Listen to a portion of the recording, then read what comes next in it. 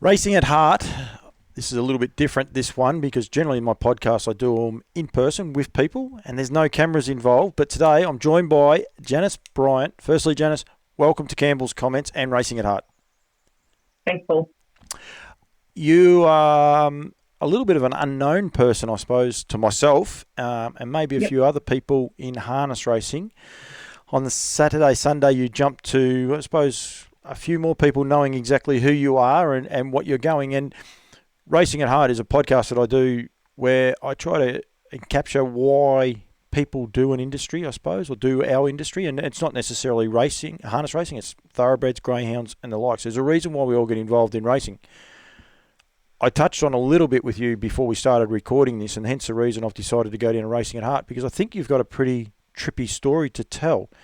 The main reason we're having this podcast is you actually sold a yearling trotting filly at the APTS sale on Sunday for $76,000. And that in itself was a story for me. But then I started doing a little bit of digging and I'm like, hang on, there's a bit more to this horse and what's going on. Then I started talking to you and there's a little bit more to you and what's actually firstly going on. Firstly, where did you start with harness racing? How did you start to get involved in harness racing? So my background, we treat myself and my father horses for musculoskeletal injuries. So way back when I learnt sort of the family trade, and the person who probably mainly got me interested in harness racing was Shannon Price up in Queensland. I lived 5 minutes down the road from her. And we spent a lot of downtime together. So, and because I work on both standardbreds and thoroughbreds, they're just tougher. You know, they put up with a lot and they're just tough. So I once commented to someone, you know, gee, standardbreds are tough. You know, they never go chin sore. And the response was, well, that's because they only trot. But other than that, they're just a tough animal. So before that, like, did you have a lot of involvement in the harness racing horses, or was it just purely through your work? Purely through my work. I mean, I had ponies growing up, show jumping, but yeah, purely through work. And you just fell in love with them because they were tougher, or was there a horse that in particular that maybe captured your imagination that lured you to the harness racing?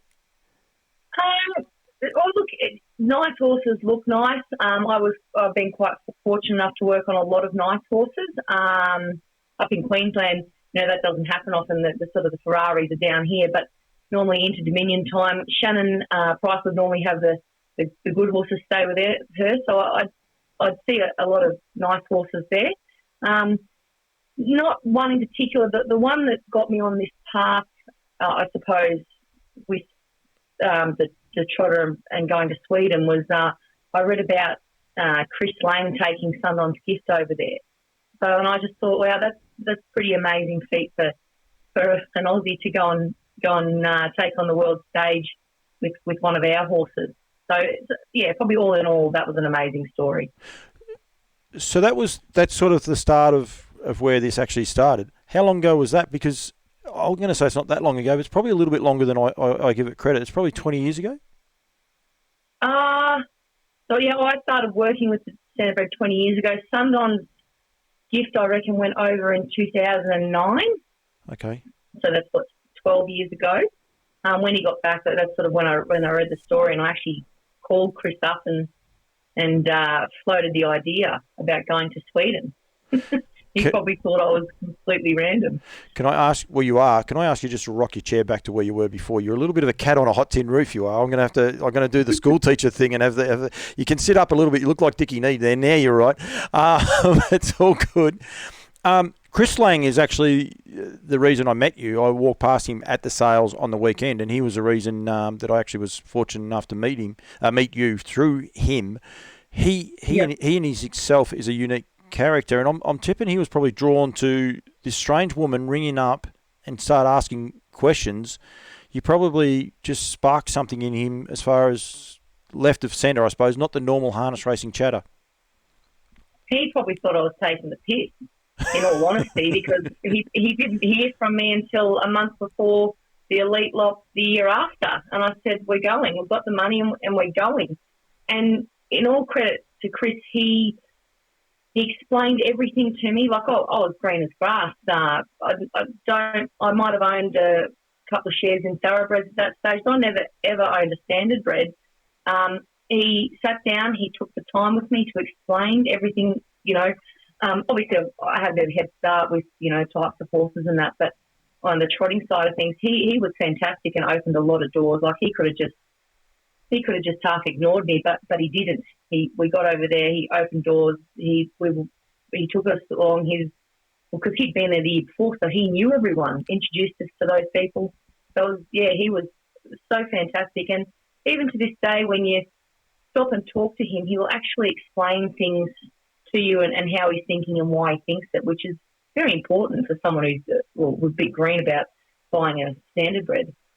I personally, I love interviewing him. I love interviewing him. I probably prefer talking to him because I think everyone gets a little bit guarded when there's a microphone around, but and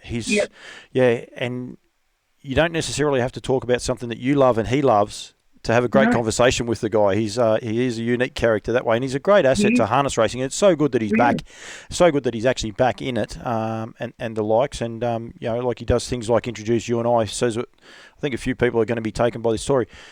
So when you were in Sweden, that's when you decided, hang on, Australian racing needs this sort of bloodlines and the likes going in it, or did it take a little bit longer? No, well, it was actually when I saw the year before the story about Sundown's Gift, that's when I thought, well, this is actually ridiculous. How come? Why don't we have this blood over here? We get them from everywhere, and with the thoroughbreds as well, you get them from everywhere. Why aren't we importing them? Then I put the wheels in motion. Come up with the money somehow, and rang him up the month before and said, we're going. Because I'm pretty sure he said he was going to go back that year for the auction, and I actually met him over there. Like I lived in Queensland at the time. So met him over there, and the rest is history, I suppose. So you hadn't actually physically met Chris other than phone calls? I spoke to him once after he got back from Sweden, and then a month before, and said, I'll meet you over there. He must. I'm going to do a follow-up. I'm going to find out exactly, but I'll have to get a camera incognito so he answers me honestly and not reserved when he sees the camera. So you went there with the intentions of buying a horse? Yes. Yep. That was always... Yep. And it had to be a filly? Yep. It had to be a filly because, it's hard to make a stallion in this game. So you've got access to all the stallions all over the world. So it needed to be a filly, and it needed to be one that people had heard of the breeding. Like, it had to be a nice enough type as well. But, she's by Varen, and all the trotting people have heard Varen. I couldn't go with some obscure sire. The mare's obviously a little bit more obscure. But that's what it had to be. It had to be in budget.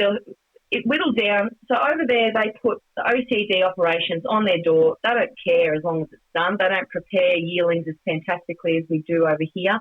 OCD's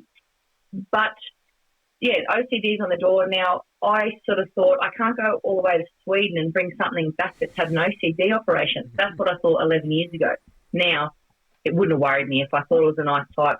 I'm happy that they have that operation. It's, less that they have to get done later. And it had to be, by a side that people knew, and it had to be within budget. And we had to like it. So the budget part intrigues me because I wouldn't have a clue what a yearling sells for in Sweden, and I've been in this game for a long time, unfortunately. And I wouldn't have a clue. One, how do you, obviously you set your budget because of what you can afford, but were you able to then realise we're a chance or we're no chance at buying anything prior to going there? Well, I actually looked at previous result auctions and sort of thought, there's a fair chunk in our budget, what we need. Then I also had to factor in how much it was going to cost to get a home and all of that. And, there's little extra hidden costs on the way, like your tax, your VAT and your sales tax and all of that sort of stuff on the way. So, we managed it quite well. But yeah, I looked at previous results. So the first one, so they ended up, went with my dad as well.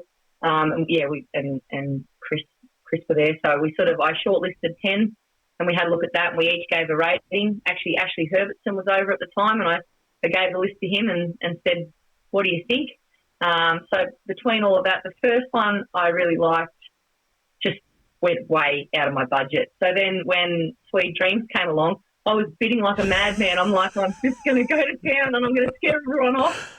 And I bid, and they're like, I bid with you because it's all in Swedish, So we got her, but I didn't even look what the third horse went for, and I probably should have followed those horses' careers. But it was crazy.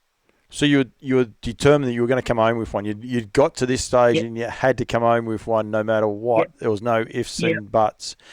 Did anyone give you a contingency plan that if they went out of your budget, as in was there other studs that may have had something for you? Or well, Chris actually knew a lot of the studs. He knew he was sort of from the previous year friends with John Bootsman's from Boko Stud, and obviously his mother-in-law is Marguerite, I forget her last name, from Menhammer.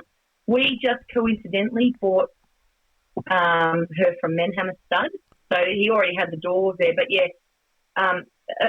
I think we would have just gone around to one of the studs and or maybe one had been passed in. There was no contingency plan though at all. I just went for broke. Can I ask a rude question? What did you pay for her? I don't know.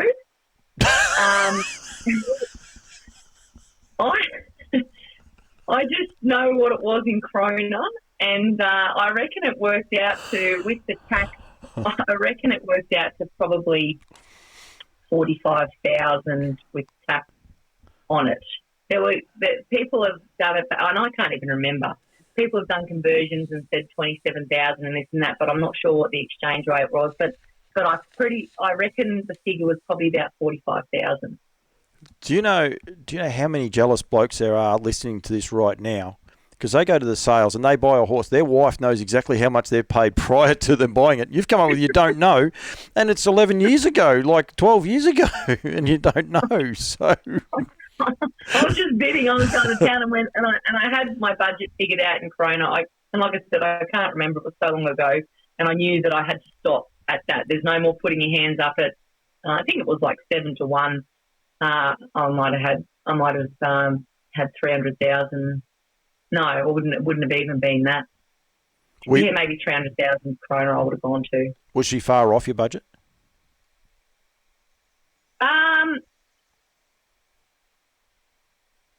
I actually can't remember. I told you nothing was off. I told you nothing was off the table. You said, "Yep, that's fine," and now I've given you all these blanks. No, I really don't. It was 11 years ago, and I've had a couple of kids since then. So I don't know. I think it was probably around 45, because then it cost about, all in all, to get her home, probably 25 or 30. Yeah. To get her home. So it's been an expensive. It's been an expensive exercise, and something that you've dreamt about doing. Was the result, the initial result when you got her home, prior to her racing, prior to anything else, was it what you expected, or was it?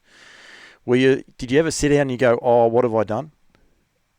It was exciting. Yep. It was, it's like when you get a new car. All I wanted to do is have her race, and obviously Chris trained her initially, and I was like, she's going to win the Oaks. She's going to win the Oaks. And early days, she wasn't obviously as good because one, she's 6 months behind, and two, I think they just take a bit of time, a lot more time. So I probably put her in work, and she should have been in the paddock. Yeah. And that's my mistake, and that's probably why it took a lot longer for her to get off the ground, because I should have just put her on ice. But I had a new toy. Yeah, Nick. I wanted to see it. It's actually Brett Coffey. One of his monikers is like breeding is fun. You didn't actually breed this horse, yet you've got it home and it's yours, and it's so much fun, isn't it? And you've got these dreams. No one can prove you wrong. You've won the Oaks. You've dreamt of winning the Oaks 4 or 5 times, and you're going to win it. And there's no way known you're going to get beat in the Oaks at all, is there? But when they win their first race, they win it 20 times because you watch it 20 times on replay. It's crazy. So, so her racing career, and I remember her, and I didn't think she was anything special in any way. I don't mean any disrespect for that. But when you actually look at her record, it actually was quite good. 11 wins from 36 starts. 60,000, not quite $60,000 in stake money. Like, she actually performed good. I know she won a lot of those in Queensland and the likes, but she wasn't overly raced. She actually performed a lot better than what I expected. Yeah. Look, full credit to Shannon. So she made Chris sort of said, "Oh, she's not much," and not much chop here. Send her north.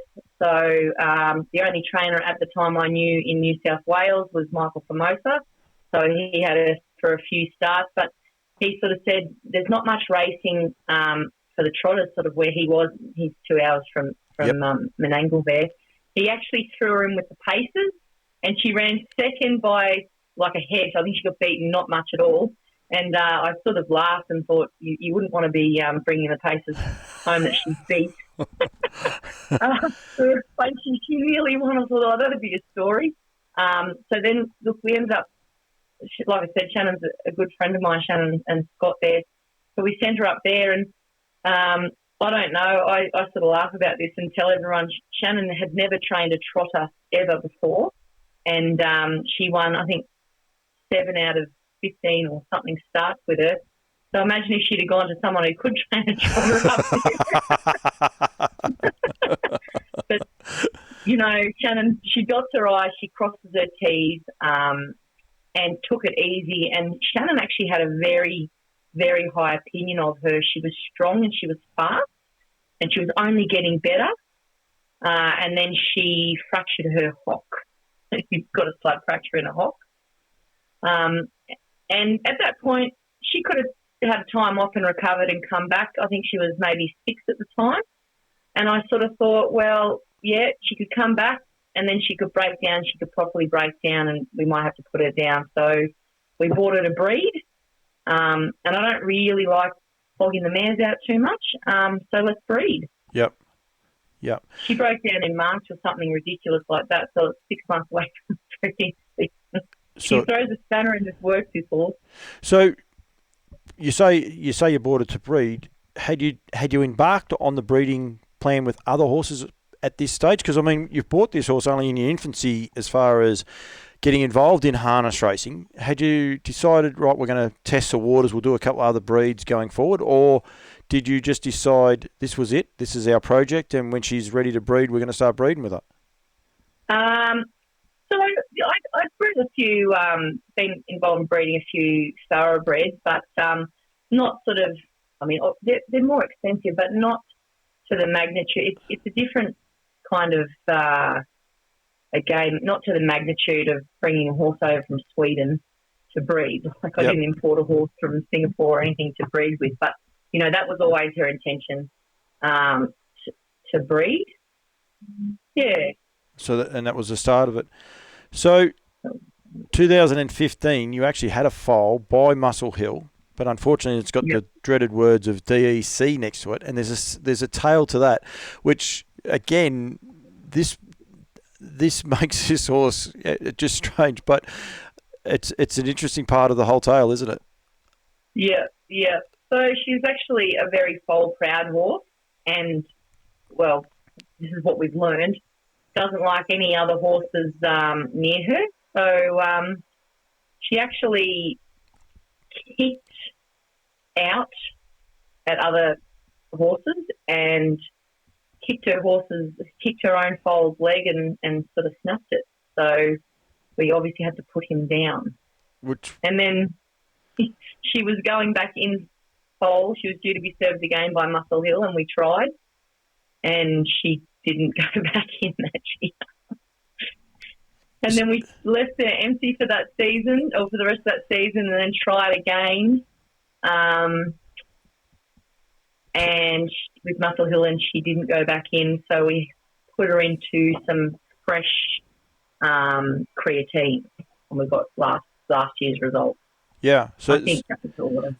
So the way, like I've got written down here that in 2015, unfortunately, you lost that foal, so she would have actually Yep. foaled and you would have been missing the year. And then you tried twice officially to Muscle Hill. Whether you might have tried a couple more times, I don't know how 100% they registered all those. That's in 2017. So you would have got the creatine colt pretty late in the season because you'd had a couple of good goes early on anyway. Yep. Yeah. Yep. So he was born, I think, the 18th of November the year after, so he probably would have gone in like mid-December, something like that. You're in Officer, were you in Victoria then when you were trying all this, or were you still in Queensland? Yeah. Out at Iona, property at Iona, which is just near the Pakenham racetrack. Yep, so you're back into Victoria. Because I think Creatine stands in Queensland. Is he from the state in Queensland? I can't think of the guy's name. No, I think he's New Zealand. Okay, yep. I'm pretty sure he's New Zealand. Yeah, Kiwi Castle's got her in foal for us there. And I think he's creatine. So you sound a little bit ad hoc, I suppose is one way of putting it, that you fly by the seat of your pants, but you also seem to be a little bit structured. Now, you wanted a Muscle Hill, you got your Muscle Hill, then you couldn't get the mare back into Muscle Hill. Was it a bit deflating, nothing against creatine at all, but was it a bit deflating when you had to say, okay, we're going to have to try something and we'll go to, was it? Yeah, it was. It was like, well, let's, once again, Shannon helps me out with the pedigrees a lot, and I'm like, we need some fresh Shannon. Tell me something, And she said, yeah, he's not a bad matchup. Creatine's not a bad matchup. So I quite rely quite heavily on Shannon's opinion because I think she's pretty cluey with that sort of stuff.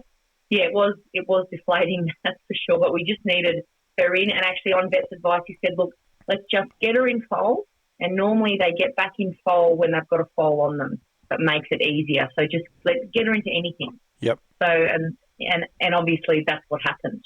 And you got the foal. I am not going to even try and say the colt's name. Can you pronounce his name for me? Phenomenal. Is that what it is? So it's Swedish for phenomenal. And you just say. Okay, very good. All right, I'll okay. I was like, I don't think I better try and say that because I'll get it wrong, knowing me, and I would not have got phenomenal. I don't know how I get to talk a lot because I can get so many words twisted and tongue-tied. It is not funny. Where's he at? Just while we're on him, very quickly, because he hasn't raced yet. No, so Darren Hancock bought him through the sale last year. We actually got a good price for him, but he was a lovely colt. 42,500 we got him for. I spoke to Darren late last year, and he was pretty happy with how he was coming along. He was a very quiet colt, lovely little black horse. So he looks impressive, if nothing else. But Darren said he's doing everything right, and hopefully they have a bit of fun with him. Has he trialled at all? No, not yet. I've been looking. I bet you have. I bet you have. So then you go back to Muscle Hill, and you get the filly that you got on the weekend. Were you rapt to see a filly, or did that then probably pose another problem to you? Do you keep her and race her and then breed from her, or were you betwixt in between? Well, the way it panned out, you just want something healthy, and you just want it to stay alive, and you just want her to behave, the mare. So it didn't really matter. In hindsight, I'm probably really rapt that it was a filly because I think if it was a colt, I may not have got the price that we got for her. I think it's pretty. It makes me feel proud that Duncan actually purchased her because the fact that one of the biggest breeders in the country wanted my stock, that makes me feel good. So probably. I'm not sure if we would have got the same result with the colt. Maybe. I think I know the answer to this question, but do you breed to make money? Did you do this whole venture to make money or for the enjoyment of seeing it work? And I think I know the answer, and I'm going to go with the second one, but I'll let you answer it first. Yeah, well, I did it because no one had ever done it before, and I think, we don't know if it's paid off yet. I think if it does work out, it will be really good.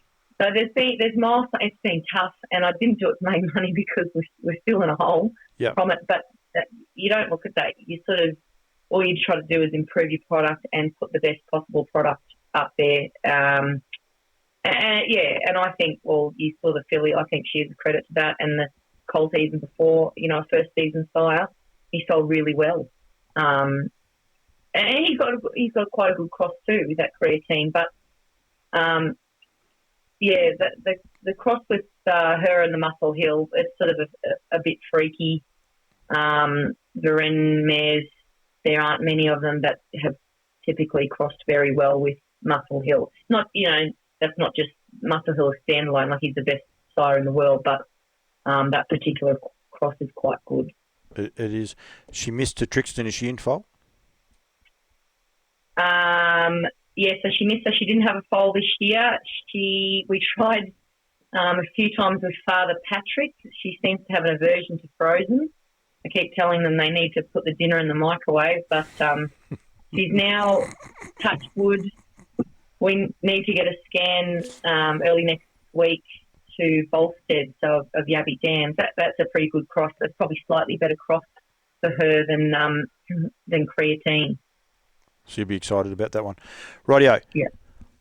Hot to Trot, I got his hat on. Don't you worry about that. And he says fresh is best. He has lots of them. The fact that he purchased that horse, like I said, that it's a journey and you want to go on with it, you must be pumped because one, he's going to race it, but then he's also going to breed it, and your breed is going to continue to grow here in Australia. That must have been one of the great fillets for you to see. It was actually Duncan. Not that I don't begrudge the losing bit. I don't even know who it is, but just his passion for harness racing, his passion for the trotter is sensational, isn't it? It is, and I honestly don't think that Duncan just would have lost that bit. I just think that he wanted her. Well, my feeling is right or wrong, so I don't think. I think the losing bidder was always going to be the losing bidder, and not only that, if the filly is good and as good as the cross that she is, he's got the oomph behind him to take her. If she needs to race in America, if she needs to race in Sweden, anywhere she needs to go, she will go. Because, and that, like I said to Duncan, if you succeed, we succeed because, we've got the mare. We might not have Muscle Hill, but we've got the mare. Yeah. So, he's got the oomph and the drive and the funds to get her where she needs to go. Did he inspect her a lot, or was he more on the bloodlines? Or did he have people inspect her? Yeah, he came down with someone and they inspected her just for once. But I actually saw him at the awards night at the Crown the week before and sort of run into him then. And lovely to have a chat. And I honestly didn't expect him to come and have a look at her, and he rocked up at the box, and I said, "Oh, you want to have a look?" And he said he's got a Muscle Hill filly collection, so he might as well have a look at her too. So that was she'll fit in nicely. Oh, absolutely, and I think it's the right place. Probably, like Yabby Dam proved that with what they're doing with that European bloodlines, and to have it ready made here in Australia out of a winning mare too. Like I said, she won 11 from 36. And you got to realise exactly what you said there before. When I remember her racing here in Victoria, she was 6 months prior. So she was, that's a hard thing to do. There's not many horses that can do that against the older horses. I know I was associated years ago with a horse called Ariel Force, and people said what a good horse he was. He was a great horse because he was at 6 months behind. It makes it very hard for some horses, doesn't it? Yeah, really hard, really hard. I mean, she won the Need for Speed bronze heat. It's not like she did nothing down here, but it's a different. They're too far different at that age. Yeah, it makes it hard. Shannon Price, you mentioned Shannon quite a few times. I've got a red pen that keeps coming up in the screen. I shouldn't do that. I've got to get better than that. Shannon Price, you said about your friendship and the likes. She was there on Sunday, but in fairness to Shannon, she's at every sale that I can remember lately anyway in Melbourne. She doesn't miss too many, but was she a little cock a hoop after the sale for you, and did she say a lot? I probably more was very grateful to her because, like I said, I have leaned on her probably quite a fair bit out of this journey. So, and And she accepted that, with all grace. And but yeah, I mean, I suppose when you're friends, it's hard to sort of then gush because they're so familiar. But I think she knows what she's done. She's she's not dissimilar to you. She's actually the king of the cheeky smile, Shannon Price. I must say, sometimes she just gives a look. Sometimes you're like, what actually is she thinking? And you're never 100% sure where she is. And she's a credit to herself and the likes. Quickly, Queen Leaf. Why didn't you leave her name to Queen Leaf? Well, I googled Queen Leaf, and it means something a bit different over here. So, we've set Google off now. That's it. So. Well, it did 11 years ago, so try Urban Dictionary. Basically was the main reason why. And, also we probably want to stamp it with one of the other part owners, Al Boyd. He was the president of the Gold Coast Harness Club for a while, and he's been around trotters for a long time. And it's funny because when I get excited about things, I really hit my sounding board. I bounce stuff off him as well, and we're probably both as silly as each other because we get excited about, these crazy ideas, and he put his money where his mouth is, and rolled at it with me, and so he actually came up with that name, and it actually really fits. And we were we were talking before the sale, and I said, well, Al, what if we bring her home? We're going to have to think of names. Anyway, so he likes thinking names. And I said, we need to call her something like Fulfilled, like the dream's been fulfilled. We've bought the horse, and now the dream's come true, And he went back through her pedigree, and Sweet Dreams is out of a mare called Reality As. And he's like, it's staring us right in the face, reality, I said, oh, yeah, as real as. So we go off on these crazy tangents of naming horses, but we obviously didn't have to. But if Duncan needs a hand naming her, she might be Aldebaran Reality. But isn't that, he may be too, like he'll watch this or he'll listen to it. Isn't that one of the great things about breeding, and like I encourage everyone to get into breeding, is still these dreams. You got Sweet Dreams home, you spent a lot of money getting her home to Australia, and she was going to win the Oaks. Then you're taking a horse to the sale, and I'd say you had no chance of bringing that horse home the way Duncan was keen to get it, and there was someone else bidding with him, and it got to this price. But you've already named it just in case it doesn't come home. And I would imagine there's probably talk that we've got to, who do we give it to? Who's going to be the best Oaks trainer to get her through to the Oaks so we can win the Oaks here in Australia and start mapping it out. It's one of the great things about breeding, isn't it? No, it's crazy. And the craziest thing about standard bred breeding, especially that the thoroughbreds don't have, the whole world is opened up to you to breed to. You're not restricted by state. You're not restricted by anything. So it's not necessarily about getting the most fashionable horse. Like, I know everyone loves Muscle Hill, but you know what? Muscle Hill isn't going to be the best sire for every trotter. No. It's about getting the best sire for your mare, the best sire that crosses with your mare. That's when you get a quality product. And like I said, I only touch on the surface knowing about crosses and things like that. Shannon's my go-to girl, but you have that option, So I think one thing that you can take out of it is go to the one that fits your mare. Thoroughbreds, they go fashionable. Oh, yeah, Exceed and Excel, he's great, or Capitalist at the moment, great. And people pay ridiculous money for it. And I just think that if more people looked at the crosses, I just think that, you're going to improve the product at the end anyway because they're going to race better or, hopefully race better. There's a little bit of science behind it rather than just going, oh, yeah, he's fashionable.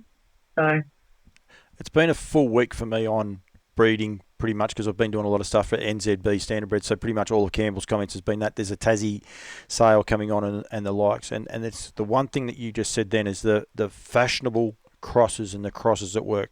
The Kiwis, they're keen on these crosses and what works. Tasmania, there's only 10 lots in there. I think there's 4 of them that are by proven crosses. People are thinking about how they do it, and you're spot on. In the thoroughbreds, they go to what they hope will sell at a yearling sale in 2 years' time, and then hopefully it's a racehorse, but they don't really care. If they've got their money, That's it. I have a funny feeling you're going to be following Duncan McPherson and whoever gets to train the horse for Duncan around for a very long time, I would imagine. I hope he realises what he's bought into, that's for sure. I'm not psycho to chase them down. I will watch from afar, that's for sure. Yeah, I'll believe that when I see it.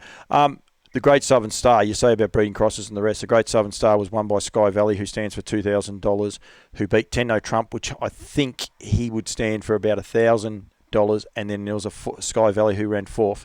Breeding is fun, and it should be fun, and it's exciting. We saw all these glamour 3-year-old colts last year, but the big race this year was still won by the homebred horses, and that is the joy of it. You can go to Sweden and buy a broodmare, bring it back here and race it, and hope it works, and hopefully for you it definitely does work. But it's just it's a great industry, isn't it? And it's a lot of fun. It's exciting. Was Chris proud? Chris Lang, was he proud afterwards as well? Like, I mean, he had a lot to do with it, not necessarily, I suppose, picking the progeny and the likes of that. Just starting that ball rolling, and even though it was you that probably did all the chasing and the harassing, but do you think he was proud? He didn't let on too much, but he still talks to me, so I guess I haven't done a bad thing. But I think, like I said, he with us he was an open book. So I suppose he's got to be. He'd probably be more proud if the progeny come out and sort of do something. But he's sort of ahead of his time. He looks at things different, and that's probably where we're a little bit similar. You got to think out of the box. You got to look forward, because, and it's like if you keep doing things the same, you want to, but you want a different result. You've got to change that. So I think he's a bit forethought into it, and that's quite admirable. Absolutely. Unfortunately, you just broke up a touch, but I did catch everything you said.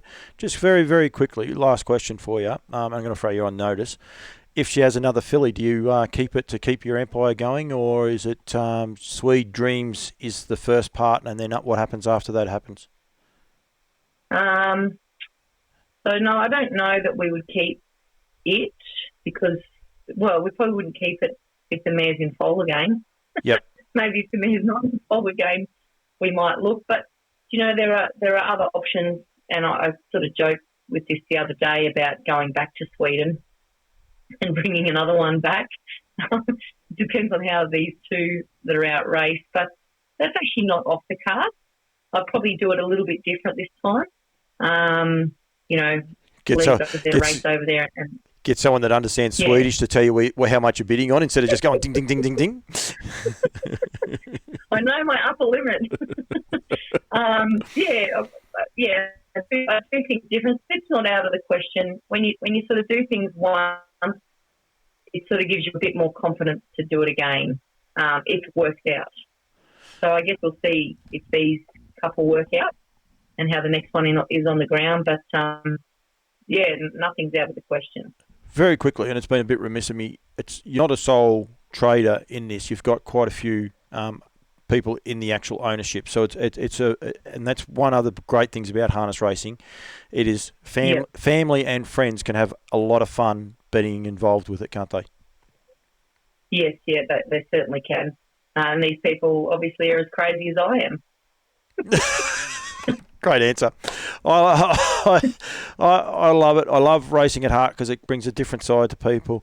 Janice, I have loved this. I can't wait for Duncan to name it so as we can dead set follow it all the way through. But I'll keep in touch with him, don't worry. And as Duncan will say, fresh is best, hot to trot. He loves it all. He had a good sale the other day. It was really up and about. And I think positive vibes from people like yourself, I think makes harness racing all the better.